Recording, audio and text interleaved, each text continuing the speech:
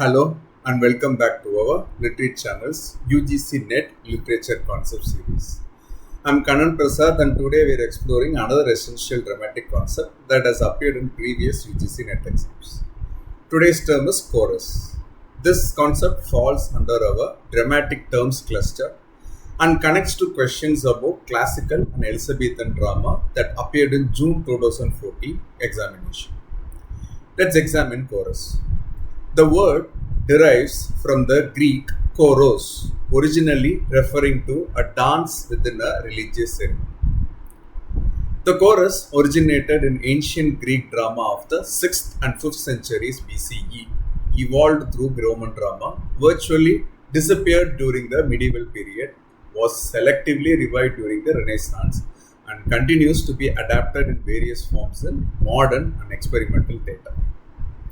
The chorus was a fundamental element in the earliest Greek tragedies, with Thespis traditionally credited as the first to separate a single actor from the chorus, creating dialogue and establishing drama as we know it. Before this innovation, performances consisted entirely of choral songs and dances. Simply put, a chorus is a group of performers in drama who comment collectively on the action, provide background information, and express communal emotions or judgments. Key features of the chorus include collective identity, often representing citizens, elders, or specific social groups, commentary on the main action through song, dance, and recitation, mediating role between characters and audience, expression of traditional wisdom or moral judgment, provision of contextual information, and thematic emphasis. There are other key features like rhythmic and musical elements enhancing the dramatic experience. For UGC NET, remember that chorus is prominently featured in Sophocles' Oedipus Rex and appears in modified form in Christopher Marlowe's Dr. Faustus, with both works frequently referenced in UGC NET examinations. Let's explore how the chorus has evolved through dramatic history, focusing on examples that have appeared in UGC NET questions. In Greek tragedy, the chorus was essential to the dramatic structure. In Sophocles' Oedipus Rex, the chorus of Theban elders offers perspectives on Oedipus' investigation, expresses religious reverence, and laments the king's downfall. Originally consisting of 12 to 15 members who sang and danced in the orchestra, meaning the circular performance space, the Greek chorus performed in unison or through their leader, the Coryphaeus. By the time of Euripides, the chorus's prominence had already begun to diminish, with greater emphasis placed on individual characters. In Roman drama, the chorus became even less integral, often appearing only between acts. The Renaissance revival of classical forms led to modified uses of the chorus.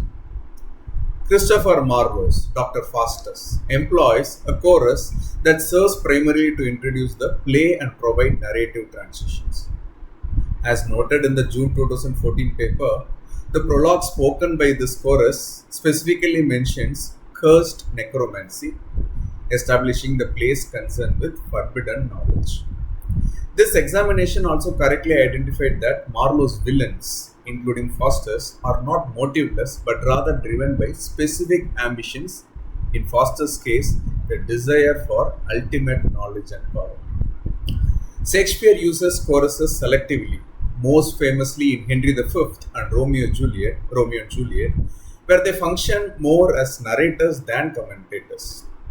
By the modern era, the traditional chorus had largely disappeared, though some playwrights like T.S. Eliot in Murder in the Cathedral and Eugene O'Neill in Mourning Becomes Electra experimented with chorus-like figures to connect their work to classical traditions. Now, let's test your understanding with a quick quiz. Which statement about the dramatic chorus is correct? Option A, the chorus in Greek drama primarily functioned as musical entertainment between acts of the play.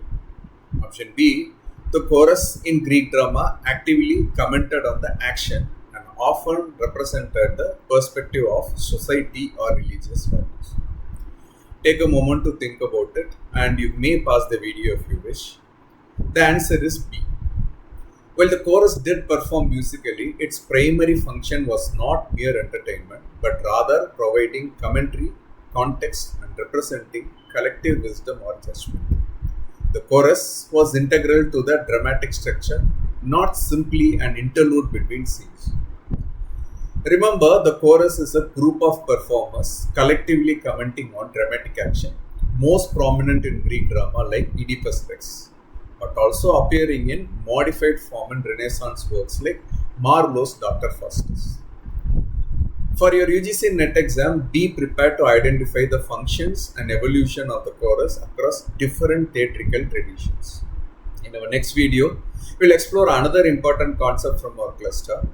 Questions shown in the video may or may not have been directly questioned in the UGC NET examination. I suggest and request that audience cross-verify the number of instances each term or concept appears.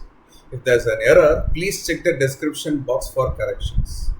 In our next video, we'll explore another important concept from our cluster. Thanks for watching Literate channel. Please feel free to comment below on any queries you may have about the terms and the video. See you in the next video.